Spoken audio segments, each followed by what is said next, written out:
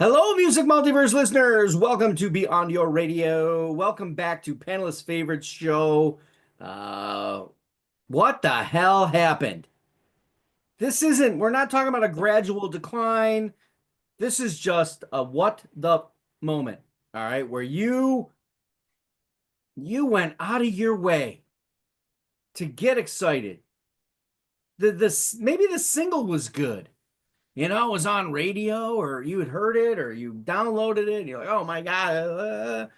And you go to the record store and you plop down that money. And let's just take it back to the olden days where you plop the money down and you got the record. All right. And you had to wait to get home to play it because you couldn't shove that shit in your car. They didn't have You spent record. 30 minutes downloading on Napster for what?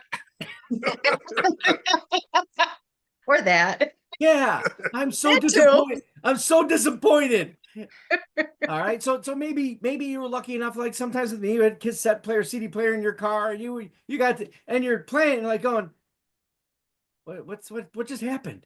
You find yourself waiting for it to change. You want to press the button to the next song, but if you're someone like me, you can't do it. But you feel cheated. Maybe it was something everyone was talking about. They were clamoring about this thing. Oh, you got to get it. You got to hear this.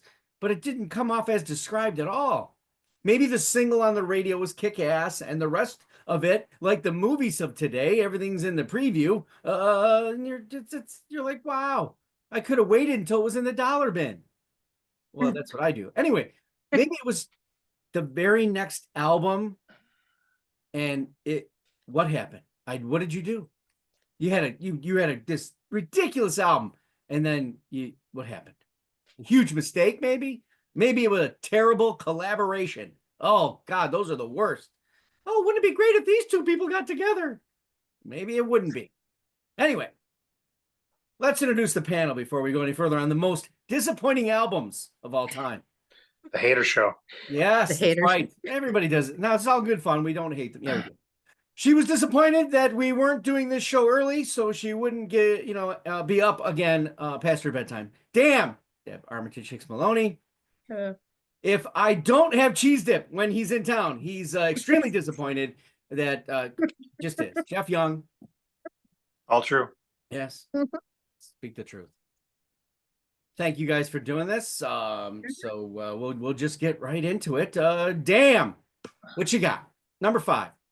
Well, or tell us a little bit of story. It's story time. Well, I got a story. So, I mean, most of these albums on my list, you two men were barely out of the womb. Were we picking 5 of these? What? Or how many of these are we picking? 5? Yeah. 5. Have you been on the show before? You can edit that out. Attention span, ADHD show. So now you were talking about,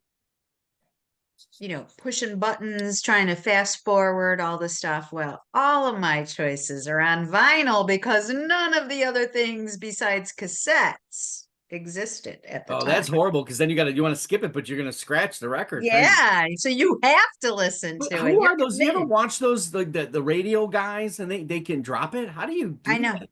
They just, I don't know, but I don't even have the eyesight to be able to do that, even if I had the finesse. So that wouldn't work for me. We'll have to talk to Ray about that one. Yeah, ask him. He should be on the show. What you do is you get if there's 10 songs on the album, you buy 10 cassettes and you cue them up to the exact one. Then you just write what the name of the song is on that cassette that's queued up. That's a lot of a commitment for me. So I'm barely on this show. So, Jesus. So anyway, all right, back in the 70s. Now, this was a disappointing album to me, but not at the time because I wasn't listening to this kind of music at the time. So this band is a prog band. They were very, very big at the time. A lot of famous guys in it that have gone out to do other things. And this band has continued to make albums, I think, up until recently. I don't know if the original people were in it, but this is Yes, Tales from the Topographic Oceans, 1973. If critics are calling a prog album lengthy, Yeah, that oh boy. Okay. Oh That boy. that should be your clue. Not in the first place, you're in trouble. This I've always enjoyed. Yes, I'm partial to John Anderson's voice. I think they're all great musicians.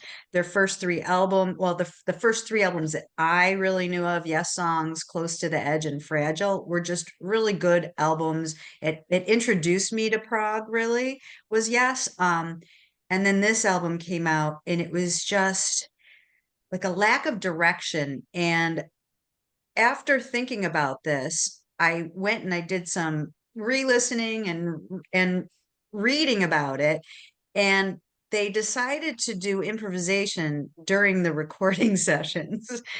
And so it's often been described as meandering, unmemorable melodies, um, just no cohesiveness. There's no real overall story, even though they thought that they were trying to present the traditional prog big majestic story. And it had one single on it, and I don't even know what that was. Which one was this again? Tales from the Topographic Oceans. Oh, okay. Yeah, see? Very disappointing. Now, when Mark gave us this assignment, I said, this is going to be hard for me because if it was disappointing, I just forgot about it. I never went back to it. So, yeah, I guess it was very disappointing. So even people like you guys that really enjoy music and know stuff never had the probably wherewithal to have to listen to it. Did That you? album is not in my collection. Wow. Whoa. Well, Yeah. see, there's a The reason. title alone just told me this is not Big Generator. This is not going to be 90125. You know, Correct. No, it was very improvisation works in live recording or Yes. not in recording and live stuff. In recording in the room, how do you know when to end? And I think obviously that was the problem. Anyway, So I'm sorry, yes, people, but I didn't well, like that. I would say yes to that one. Good choice. Mr. Young, give us your number 5. I mean, I didn't even know Yes until like I don't know, till 83, like 90125, when Owner of a Lonely Heart was big. Yep. That was kind of the Yes to the old Yes, like Genesis with Phil Collins to the old Genesis is really what it was more like. Yeah. Well, speaking of Genesis, I picked 1986, the self-titled debut album from GTR, which is an abbreviation for guitar, which is used in recording studios for labeling guitar tracks. This is a British super group from 1985. Former Yes and Asia guitarist Steve Howe and former Genesis guitarist Steve Hackett. Band lasted for 2 years, one album. And I just remember them talking about these two getting together, probably like the Rock Report on Q107 or something. Finally, the album releases, it says GTR, the picture of a guitar on the front of it. And I'm expecting lots of great guitar, and there wasn't. I remember this. And I'm just like, okay, you named your band GTR. You have a guitar on the front album cover. You told everyone you named it GTR because of the guitar aspect. And I expected some killer rock guitar tunes, and I didn't get any. And so I remember that album coming up. If you go back and listen to those albums, there's good songs. It's good, but it just the way it was sold to me when I was 16, I didn't buy it at the time. I still don't today.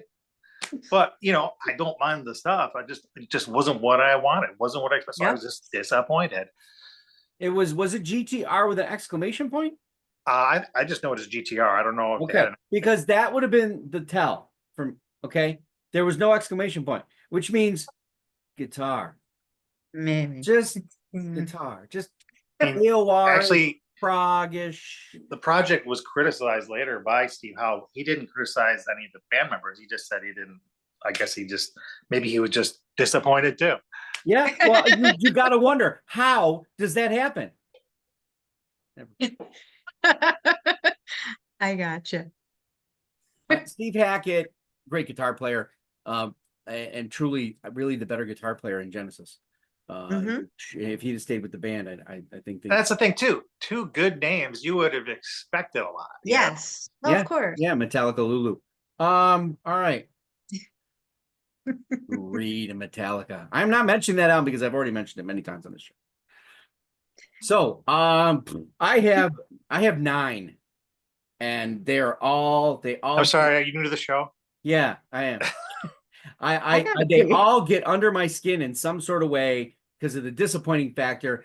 I'm gonna start with number 5. I'm gonna do an odd one out that you're probably gonna, damn, not that kind of damn. This is Sophie B. Hawkins, Damn. Whaler. This is after Damn, I Wish I Was Your Lover, right? Which was Sophie Hawkins, what's it called? Tongues and something. Well, anyway, I'll put it up here. Then Whaler comes out. The hell is this? There's what? Now I don't know, you're smitten. I don't know. It's like when people have children and they get all lovey-dovey and, like Live wants to sing about the dolphins and shit. Okay, have your moment on one track, okay? But don't crush my listening dreams. Damn, I Wish I Was Your Lover. That was a freaking great record. It had all kinds of stuff on it, great tempo. It was the rave. She was doing well. And then Whaler.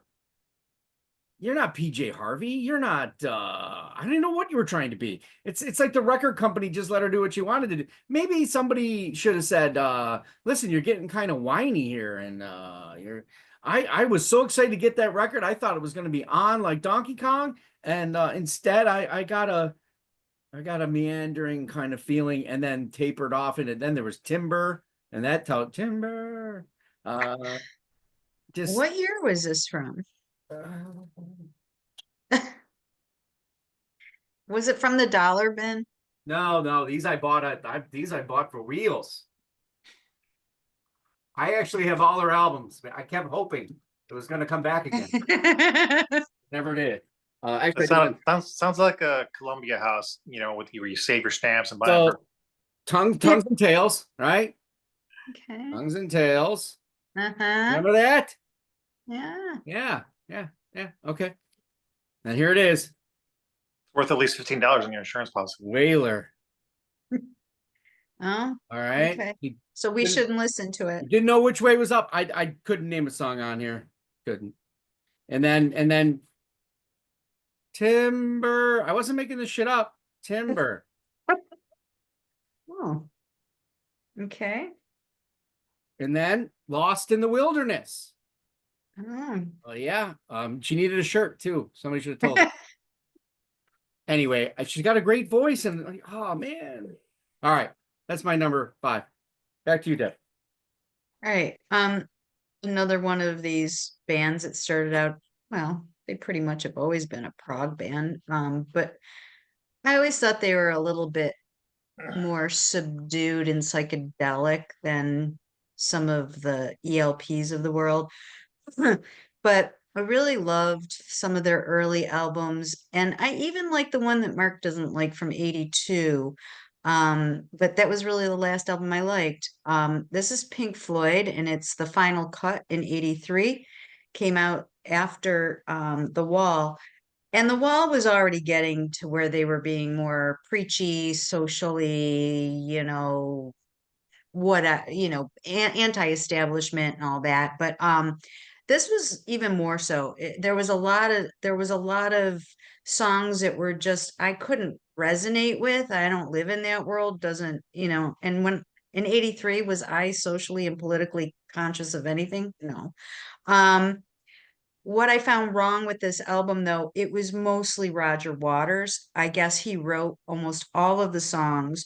He really didn't, he criticized other band members for not participating in the writing experience and not bringing anything to him. But I think at that point, he wasn't really open to them doing so. And they were already thinking about where they were going to go and just thought, let's get through this. That's how I took it anyways. It's a good possibility that's a pretty good read on that. It is an album that actually I would think that is actually in discussion as one of the most disappointing albums. Yeah, I mean, and especially for me when I know, Wish You Were Here and of course Dark Side of the Moon and everything, but without having Gilmore, he the way he plays, he's very layered and complex, and that's what he brought to that band, not Roger Waters. And you can hear there's it's very non-existent as far as complexity goes. And Nick Mason, he was relegated to making some minimal sound effects, and Wright wasn't even on this album. Now they had session musicians, with that is not, I'm not saying that's a bad thing. I mean, Jimmy Page and John Paul Jones, that's how they got their start, and that's why they were so explosive in all of their, I guess, experiences, so that they could bring new things to light. But when you're replacing genius people in your band with session artists, and they're just playing your monotone, one-dimensional work, it kind of was left everybody really flat. I've never heard anybody that's loved Pink Floyd. I have not heard they like that album. Yeah. So, I and there I were would no, have to go ahead. I would have to say that the final album, Endless River, is better than that album Yes. Yeah. by And it took by a me, landslide, probably. yeah, and it took me a long time to listen to that because I didn't really listen to any. I listened to David Gilmour after that, to tell Yes, you the no more. truth. Still, yeah. Yeah. Well, you look at Roger Waters; he's on my list. Oh, okay. Like, amused to death. Wow, that sounds excellent. Boy, Grandpa's pissed. I'm pissed. Okie dokie, Grandpa. Yeah, all right. Whew. All right, Mr. Young. All right, picking an album from 2015 called The Key by Operation Mindcrime, also known as Jeff Tate's Operation Mindcrime. Okay. I immediately, since I heard of this name of this band, thought, how lame that you're naming your band after maybe your best album, one of your best albums ever, while with, Queensryche, the '88 album Operation Mindcrime. And I mean, let it go, man. Like, I was so Oh man. annoyed by this that this album, The Key, is the first of a trilogy. There was an album in 2016, 15, 16, and 17. I was so annoyed that even though I listened to the first album, I didn't want anything to do with the next two albums. Now maybe I'm depriving myself of quality music, but it's just like, come on, No, you weren't. I just was like, why would you name your band after, you can't. I mean, you can't ride the coattails of, no matter how good anything is, you can't ride the like. There's a reason people don't name their kids Bill Cosby and Michael Jordan accents. There's a lot of reasons. They're their own thing. It's like you put it away, retire it. Adolf, come here, Adolf. Yeah, Anyway, It's really funny. Okay, we know how you feel. I just thought he was overthinking it a bit, and Mhm. oh well. Interesting. I do have. I think I have two of the three. And it was funny you said The Key, and I think that's the one I don't have. So I didn't have the key to any. I just That sounded like The Key. I thought you were going to say it was some kind of spiritual thing, like Yeah, well, the first one was The Key, then, Mormons but or something. the second one was called Resurrection, and the last one was called New Reality. Yeah, see, I don't have the key, because when he said that, I'm like, what? Oh, I guess I don't have that one. Like what? You didn't want to name your second album Empire? You didn't want to name it? Yeah, well, hey, listen, on a side note, my new band is gonna be called the Hotel California. Yeah. Screw you, God, Emily. So what's your number 4 there, Mark? My number 4, oh man, this band had such a hold on me with I mean, okay, so it's one of the guys from Genesis, and he's got these guys together. He's got Paul Carrick in the band. Paul Carrick can sing, in the Living Years, okay, like in the Mechanics. Then after that, word of mouth. Oh my God, it's like they just, nobody knew how to write a song. Nothing was catchy. Yeah, I couldn't Didn't tell know you a this. song. I have it on cassette. I probably should have grabbed it. You probably don't Yeah. even know the album I'm talking about at all. No, Right? no. Everybody remember In the Living Years. There's like if you said Michael the Mechanics, there's the first album, and then Mhm. In the Living Years, and then they had multiple albums after that. Sounds like all they needed was a miracle. Yes, they needed somebody. I don't know. I put that on and I was like, man, I missed something. We were going pop here to a level that Really? I just yeah, I darn it, man. So I won't go Oh, on about it because I didn't grab it, the cassette that I have, but yeah. I couldn't I don't remember. I have Paul Carrack albums that are really good and his voice, but I just that didn't work. And one of the most disappointing was I was like, oh great, this is gonna be some ballads, and it's gonna be it's gonna drip with that little bit of sarcasm or truth and reality and sadness and but no, No, it's word of mouth. nothing. I don't know, somebody's mouth was closed during the whole thing. Anyway, Deb, to you for number 3. Okay, I have my next one is another album from the 70s. This band actually though, I listened to them from the time they really came onto the stage. It wasn't like a go back and learn about. It was Queen. I love Queen. Sheer Heart Attack and Queen 1, Queen 2, and then, Night at the Opera and the follow-up to that album, which was supposed to be a companion piece, or that's what it was touted as, but it didn't measure up for me. It was Day at the Races. Um, Okay. there's 5 singles off of that album, Hmm. and there's Somebody to Love and um Tie Your Mother Down. I mean, those are good songs. It's just that I think it was just so they had these 4 albums right in a row that were just something new that I had never really heard. And it was exciting music and his voice and just the way they all were together as a band. And then, I've never listened to that album since. Yeah. I I think it's Tie Your Mother crappy. Down. I don't even know. I'm trying to, like, when I'm listening to that song back in that day, I'm like, what does that even mean? I don't. Okay. Want to go there. I think I Yeah. was maybe a little disturbed and said I Yeah. I shouldn't mean, overthink this. maybe that shouldn't be on a Queen album. That should have been on like I don't know, like a Ramones album. I don't know. Yeah, really.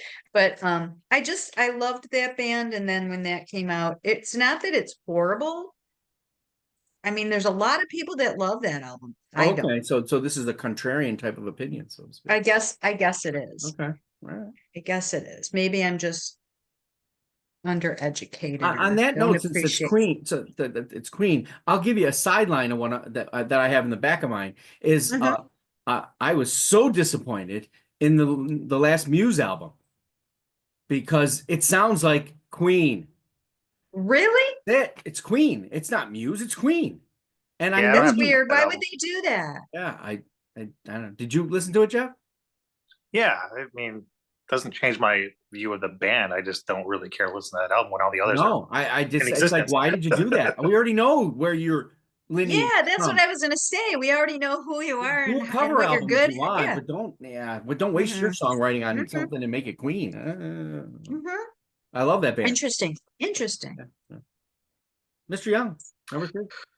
I picked from 1987 Def Leppard's Hysteria, their 4th album. And this is a very good album, but the reason I was disappointed in it was a couple things. First, as a Def Leppard fan from Pyromania, I was expecting more of a rock album and really got um, a much different album. Like it was really, I felt like it was overplayed at every radio station. I couldn't get away from it from MTV. They became kind of the girls' pop band of that era as a rock. Yeah, it did. And I just couldn't. I was just Yeah, like it did. so done. After 8,000 times hearing Love Bites, I don't need to listen to it for like 2 more decades. And if I hear it now, I like it. I want to listen to it. Right. It's a very good album. But Hmm. when you're expecting a rock album, and they have rock elements, but it's really not the same. Like I read where Mutt Lange, the producer, set out he wanted to make this the rock version of Michael Jackson's The Thriller, where he was his goal was to make every song a smash hit.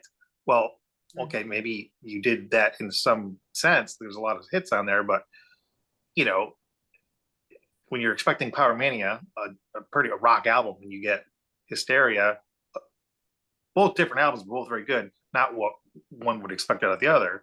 Right. Love Bites is as pop as it was. Mutt Lange brought that song to Def Leppard, having written it as a country ballad, and For real? into a rock song, which I mean, it's good, Yeah. but I yeah, wonder who he wrote it for. It's got Rocket, Excitable, God's War. I mean, Mm. some of them still sound kind of cheesy today, even when we listen to it, but they are good songs. I mean, and it's a good album. But I mean, the guitar was really more focused on, I guess, melody than like the hard rock rhythms and solos that you got on the other album. So at that time, I was so disappointed that it wasn't the rock album I wanted it. Although I still liked it, I got so sick of it. So I was disappointed that I couldn't get away from it. And I just done, like, whatever, I still went to see him, but it's just like, I don't know. I was just like that. White. So much hype and publicity around that album. I was just like, enough. Yeah. But today, different story. I mean, I can tolerate it today because I don't hear it everywhere. Well, I guess that's it, but it is not Def Leppard. It is Mutt Lange. For sure. And although the band says that that's where they really wanted to be anyway. You know why? It's funny because that both albums, Pyromania and Hysteria, which are probably two of the biggest albums, they both recorded those albums. All the vocals and musicians were recorded separately on both albums, and which is interesting because on one hand you might say, oh yeah, it definitely works. On the other hand, well, all right, if you go in to focus on Michael Jackson and you're thinking, well, maybe we're going to make these more poppy or something, more hooky, more anthemy for rock, stadiums. I mean, you've probably succeeded, but I mean, I don't know. It's just, and they probably grew their audience. They probably made them more popular than anything. Yeah. Which is nothing wrong with that. I mean, their fan base, which is like 17,000 people, hard rock and 78-year-olds. And no, I'm kidding. But one of the things about it is the production of that album is definitely, as you stated, separated, right? And that allowed them actually to do stuff later, because when they did the sessions where they brought his old voice back to sing with M. Griner, who does a cover of I think it's Pour Some Sugar on Me. They're able to do that because he did it. So I want to say it's a production technique that probably Quincy Jones utilized with Michael Jackson, separating everything. But there's a lot of ums and ahs and all that stuff. And Mutt Lange did that with Bryan Adams, Waking Up the Neighbors. And that was a huge record. I would say Mutt Lange is the commercialist specialist. If you want your band taken to that level at that time, he could have taken your band. He could have taken Styx and done or what was it, Mr. Roboto, and made that completely different than what All right, good choice. God, there's so many. So hip hop. Oh no. When it catches you, it catches you. When it's all inclusive, it's all inclusive. When it's that damn good, it's that damn good. And this band had a massive release that, I mean, in my junior year of high school, oh my God, three was the magic number, and De La Soul was the hip hop soul community. Damn it. And then they did their next album and they were dead. And even the name of the album is De La Soul is dead. Yes, it was dead. It is? Yes. The plant is tipped over, De La Soul is dead. And I'm like, ooh, what a great album cover. I can't wait to hear what they're gonna do this time. Prince Paul and and it went to the side that I don't need it to go. Maybe you're supposed to play it backwards. The inclusion was gone. And here we are back to this darkened kind of hip hop and swearing and it doesn't have the beats either. Not a lot of, I mean, they in the prior record. I mean, 3 Feet High and Rising is considered one of the greatest hip hop albums ever made. And then the next one, you're just, but I know some people tout this and have it, but it's a wheelhouse thing where I felt I was one of those guys who bought that album that made it as big as it was. And then you said, that's now that's okay. We're going to go and he went on to do crap with Eminem. So, and he's on my list. So anyway, so De La Soul is dead. And I have their albums that came after. There's little bits and pieces of things. They try to do some electronic type of versions of things. But unfortunately, that one just would have made it, because I was so like ready to put that in my car and go, oh my God, what's the show going to be about this time? Is it going to, is the Batmobile going to catch a flat again? I can't wait. And no, none of that shit happened. So the title was Self-Fulfilling Prophecy. Apparently so. But it's an insider thing to the band, but me, Mr. Kulagowski in the Williamsville basement, I felt left behind. Deb, number 2. Okay. Well, Jeff was talking about, Def Leppard and becoming, the band that all the young girls liked, right? So this artist, my heart throb around the same time as Robert Plant, but maybe a little bit before even Robert Plant, because I didn't really learn to love Robert Plant till in the later 70s. But Peter Frampton, oh my gosh, he was just this hot guy to any teenage girl in the 70s, that's for sure. And he had just the year before this album came out, Frampton Alive was his huge, everybody was listening to it. And great then album title. Don't call it Frampton Dead. No, see, but maybe he should have, because we were talking about self-fulfilling prophecies. But it wasn't this album, I'm in You. Okay, so he goes and names his album I'm in You. That is not a good thing to say. And my mom didn't want me to get that album because it sounded dirty. That's right. But it wasn't the album so much that disappointed me. It was the direction that he took after his Alive album, and he did that awful Sgt. Pepper Lonely Hearts Club Band movie. It was the cheesiest thing. He just went from being what I thought was a sexy rock star, even though the music was not, real hard hitting or anything, but just to being very, I don't know, it was just so commercialized, even though he was commercialized. It's just leave the Beatles alone, do what you're supposed to be doing. And then this album came out and he was drinking and doing drugs and he was bored and he felt like he was dated. And I mean, look at the album cover. He looked like Billy Squier or something sitting on there. Yes, there was it. Yes, I do. It's nice to know you have something in common with the artist you listen to. Yeah, I do. Yeah, kind of. But anyway, there was only one single off of this album. It was a huge tank compared to. And then was at the end of Poor Peter?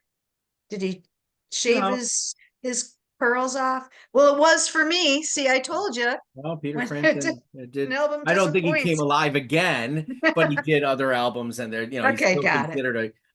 My brother-in-law has seen him play live and always raves about Really. So. Well, it wasn't too long ago that didn't he play at the Riviera? Yeah, it's possible. Yeah, maybe. Yeah, maybe. Mr. Young, you have a number. Yep, this is from 1976. I was 5, so I didn't hear it till a little bit later.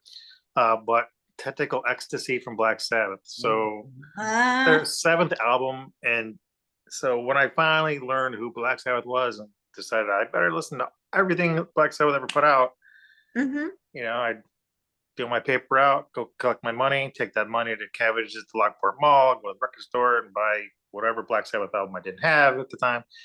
So, they're all very good, but when you are used to like Paranoid, Master of Reality, and you get to Technical Ecstasy, where all of a sudden the songs are more like they're electric, they're flowery with effects and synthesizers. One of the songs even is composed and sung by Geezer Butler, the it sounds like Paul McCartney, not quite frankly. I mean, not that it's Ooh. bad. It just when you're No, so wait. used to the darker, Yeah. like people who like are inventing metal, and then you go to this. Like I read where they said the band felt like they had to respond to the new punk phase that was rising so fast, and it sounds like maybe they just got away from who they really were. But I mean, to be honest, to listen to it just now is on its own, it's not bad. It's maybe not still as good. It's probably the most, I guess, controversial among Black Sabbath fans because they probably were like me, where they're like, well, what is this? It's not what I wanted to hear. And not that it's terrible, but you're just disappointed because not what you wanted, not what you expected. Right. Yep. I don't even remember the album. Like if you had told me just the album name and guess the band, I wouldn't know. Yeah. It wouldn't mean anything to me. I just couldn't remember the year for some reason. Okay. Hmm. Prog is a fickle beast. Many, many different directions it can go. And especially when you talk about people like Yes and in and outs of band members and different sounds. Trevor Ray-Ban comes in, things change. You got Emerson, Lake and Palmer, ELO, all these bands, and Pink Floyd, another one that, you never knew what you're going to get. And I could use this band in two places. Oh. And I'm going to go at the end. Again, Mike Rutherford, Tony Banks, not Phil Collins. This is Calling All Stations, Genesis, 1997. I don't know the backstory because I don't care. You took Phil Collins out of the equation. Yeah, it's weird. But they survived taking Peter Gabriel out of the equation. They survived taking Steve Hackett out of the equation. So I'm like, there's got to be a reason that there's an album. And I have listened to this album 5 times in my lifetime. And all of them pretty much multiple years apart, trying to come back to why and where. Okay. Tony Banks is an incredible musician, composition type of individual. So there's things that are there, but it's not there. You don't have it. The singer, I don't even remember who he was or is. There's an Unknown Sunday, but I was disappointed because I thought if you're gonna do this, the music's gonna be off the hook. I'm not gonna like the singer. I don't have a choice. It's like when Peter left, I'm sure people weren't smitten with Phil. All right. And obviously I could have gone to the final record with Phil where he's singing about, he can't dance and Jesus knows him, which is definitely not Prague by any means. But it's a shame that was all, is all I'm saying. Interesting. Well, yeah, I mean, I kind of the reason I don't know a lot of the broad catalog of some of these older bands is because once they started splitting up and putting new people and almost like bastardizing the band, I stopped following or caring, to tell you the truth. I'm a purist, I guess. Yeah, I'm glad I'm not a purist because I really think one of the major disservices is people thinking, well, Bad Company, Brian Howe did a decent job. Yeah. Outside, I love those records, as much as I do some of the older ones. There's a good topic, like which bands replaced their singer and actually got better. Yeah, I don't know if they got better. They kind of, it was different, but it was still, but yeah. So that's my number 2. Okay, my number 1. Yeah, let's get to your number 1. I love this band. I don't talk about this band very much. I don't know why. I've seen them in concert a couple times. They're this band that, was just rising and doing great, but really getting caught up in the lifestyle and had some great albums, and then this album came out, and it was no Toys in the Attic, it was no Get Your Wings, it was no Rocks, it was Draw the Line by Aerosmith in 1977. It was awful for me, it was anyways, because I Awful just for a lot of love. people. Okay, so it wasn't just me, Right. but yeah, you could just, there's no life to it. You can tell that they are just doing this to get a paycheck or Out of fulfill the a record deal. contract or whatever it is. But the cool thing out of this album came, everybody noticed that there was something wrong with this band and something had to happen, and they put a few more albums out, but nobody was buying them, and Steven Tyler ended up in a ditch somewhere at one point. But then you get 10 years later in 87 and they come out with Permanent Vacation, and so that's why you just can't go in right off a band for something like that. And so I don't hold it against them. I'll still let Joe Perry come over for dinner any day, because he's welcome in my home. Will he sing? No, Okay. no sing. I Not gotta say even that for that his album supper. is definitely on lists. Seen Is Aerosmith it? twice. Is it really? Because it's just, as soon as you gave us that exercise to do, that was the first one that came to my head. I went, Ah. oh, I'm still mad at them. Deb, did I ever tell you that I ran into Aerosmith? Sure. So Aerosmith was playing, I forget what year it was. It was before smartphones, but I had a cell phone, and I went with my friend Kevin Reitzer, who you know, Mark, and it was at Darien Lake. I think they Okay. played.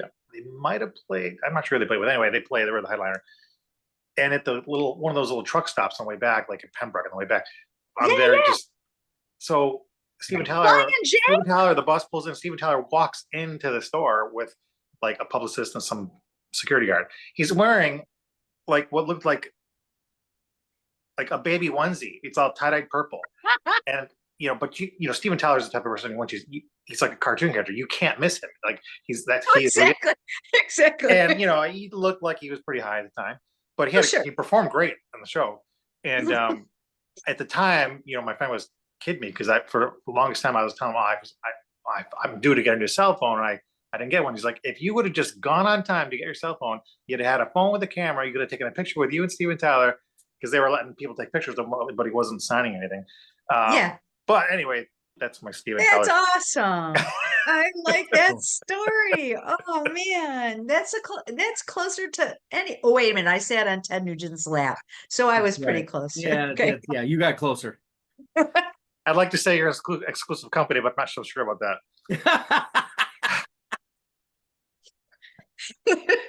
Oh my God. So I'm going to pick an album called Number 3 by one of my favorite bands, Van Halen.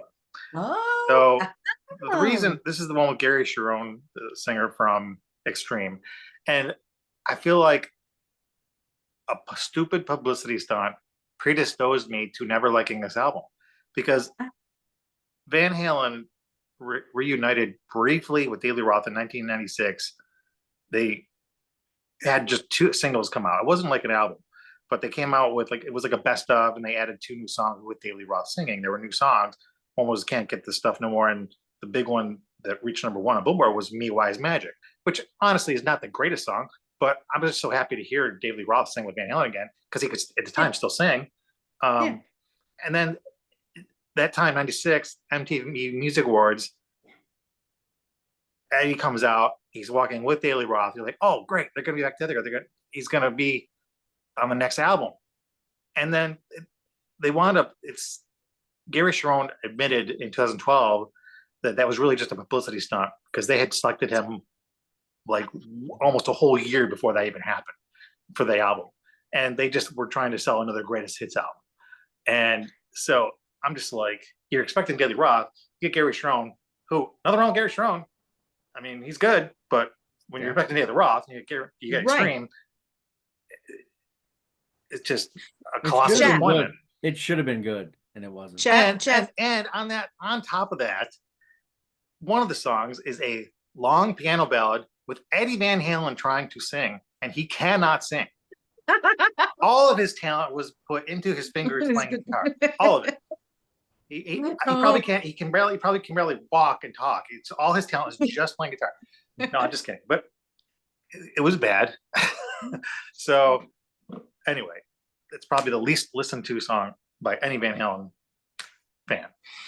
So that's just mostly just disappointing because of the you publicity don't like thing. the bait and switch. You don't like the bait and No. switch. That's what I'm getting with your That a new 5 here. sandwich? You are just, damn it. That's not what I signed Well, up I for. was very impressionable at that age too. I'm a teenager in the 80s, so hey, 90s. Shut up. I mean, go ahead. It's funny. So this is not funny. Oh no. One of the greatest things about this band that I'm going to mention has to do with their live performance.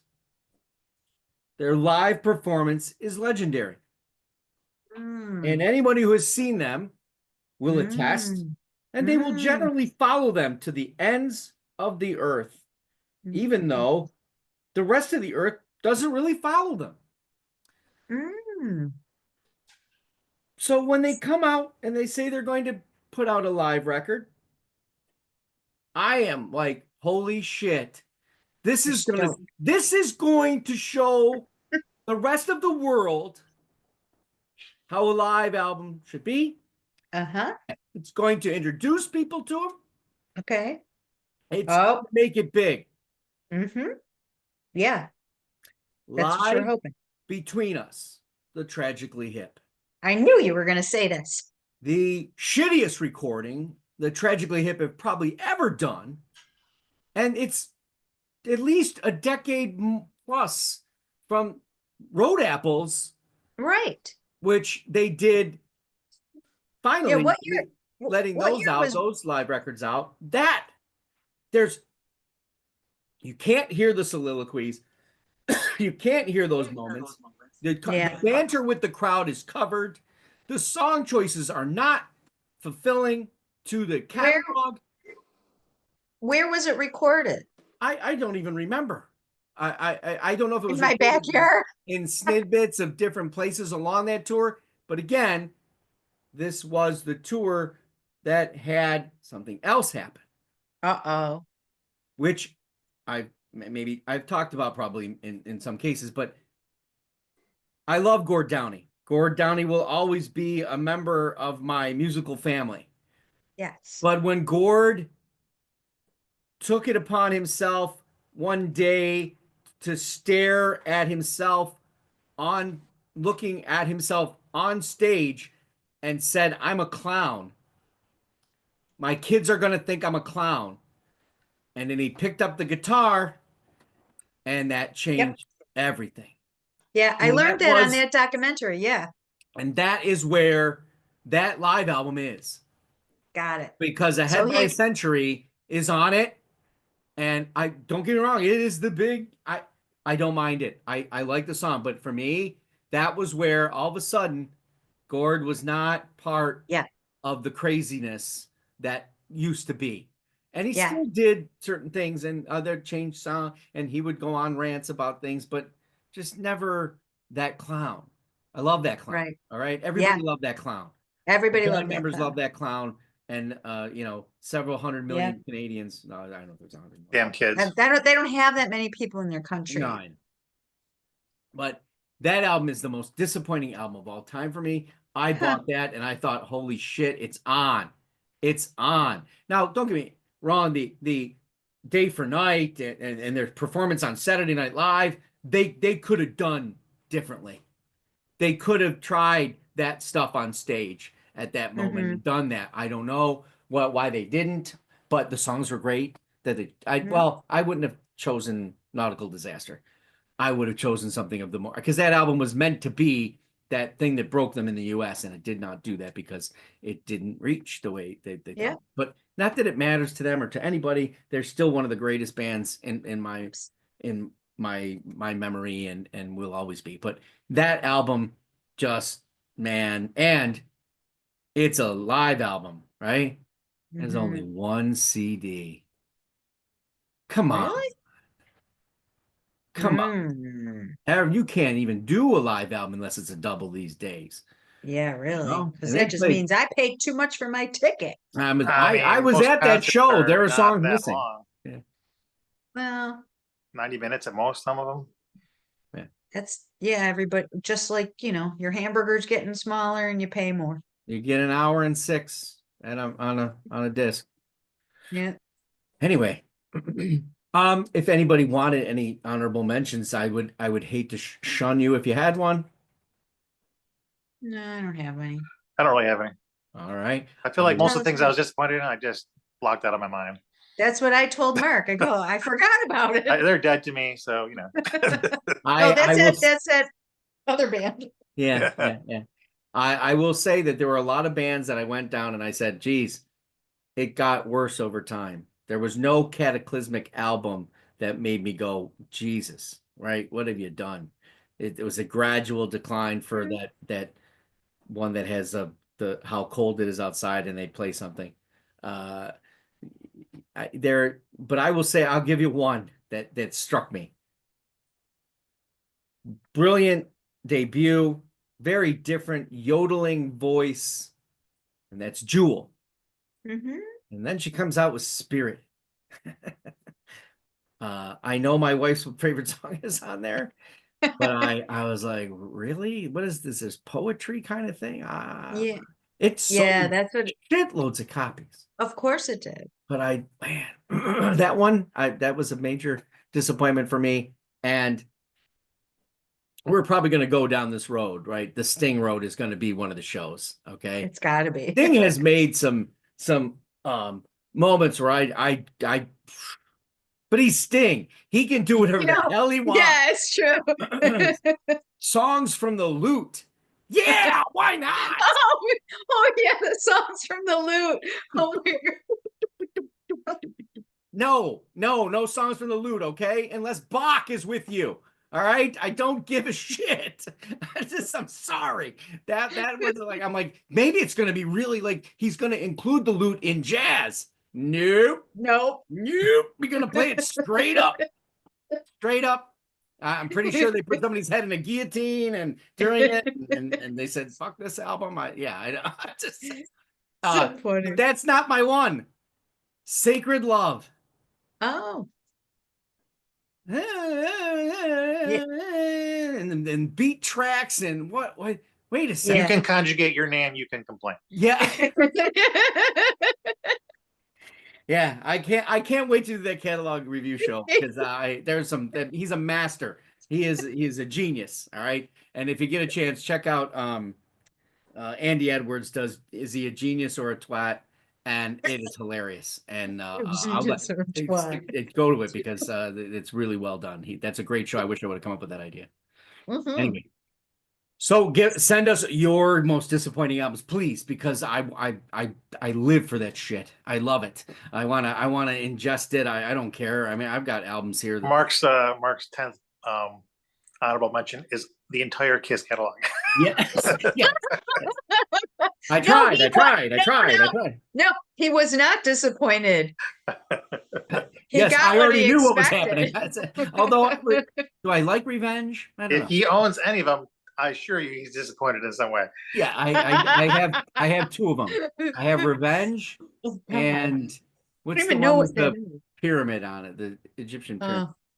I don't I don't know. Beth is the worst ballad in the history of rock and roll. Oh, I mean, some of their songs I can deal with, Heaven's on Fire, things like that I can deal with. But and I've seen it live. So drop those in I'd love to hear them and check them out, even if I've never heard of them too. That'd be great.